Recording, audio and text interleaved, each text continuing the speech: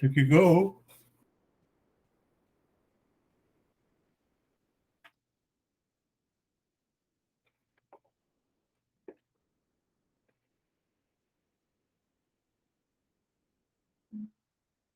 Hello? Is anyone talking?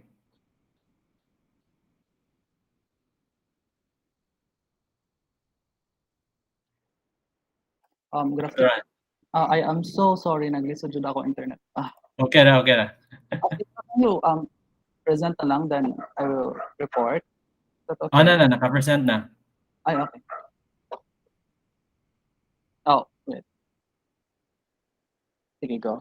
So, as I was saying, to understand what Link Plaza does, we need to go to the words of Gordon Cullen, which he termed serial vision. And baong ito, this is the phenomenon where human or a person experiences a city through a series of snapshots rather than a continuous motion or an evolving picture. So why is this important to note? It is because link plazas present our a human with a different framework or a different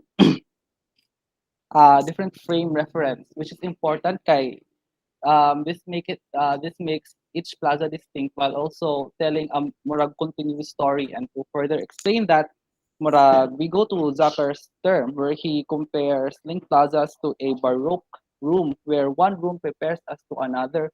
So this is what a plaza does. It prepares us from one space transitioning to another, thereby making a more cohesive experience and a more impactful experience rather than if we were to experience a plaza individually. So that's what makes Link Plaza important, is that it makes for a more cohesive and a better and a more significant experience. So a Link Plaza is a plaza which is connected through different methods. One could be uh, streets or a statue or kanang a series of plaza could also be used to surround one or two major public buildings while using its walls for definition or enclosure. So this could be designed to unfold along a predetermined axis, which should be seen in our first example. And a plaza may also be related by an external reference point or a dominant element or a tower. So going to our first example, which is Piazza San Marco and Piazza della Santissima Annunziata in Italy.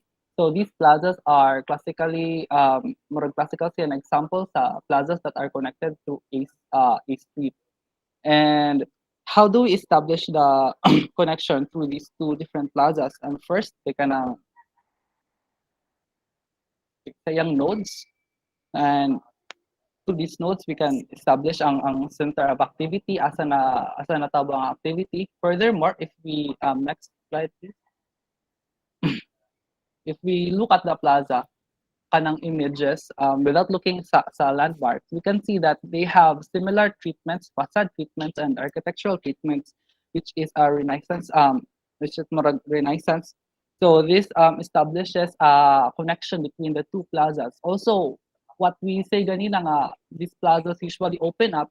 We can see katong previous slide lang please. We can see that the street is narrow and the plazas are big and wide. So mao to ang murag mahimo nato na opening up or which is I think ang best na nag-explain ani kay sa St. Peter's Basilica where it was coined as a visual crescendo effect where one very small space open up to a much wider, much bigger, much open space. So this is what Link Plaza does. Kanang this experience is more valuable than if we were to experience the plaza on their own or individually. So we go to another way where which a plaza is connected, which is through landmarks. Next slide, please. So as we can see, we have Piazza San Marco landmark monument to General Manfredo Fronti and Villa Santissima Annunziata also have statues. So these landmarks are located or isolated at the center of each plaza. So that further establishes their connection because the treatment of their most critical, their most important elements are similar. Next example of our plaza is sa Link Plaza. Next slide, please. Thank you. Um, Dere oh yeah. Piazza della Signora, Piazza degli Uffizi, Piazza di San Friens. So these are the three plazas. These are different actually sa example ni Moten, which is ang Piazza della Signora and two other plazas. So this is different from the book, and Mm, that's these good. plazas are located adjacent to each other, and is linked to Piazza della Signora is linked to via the Gondi. So next slide. Please. So as we can see, these plazas are connected through nodes.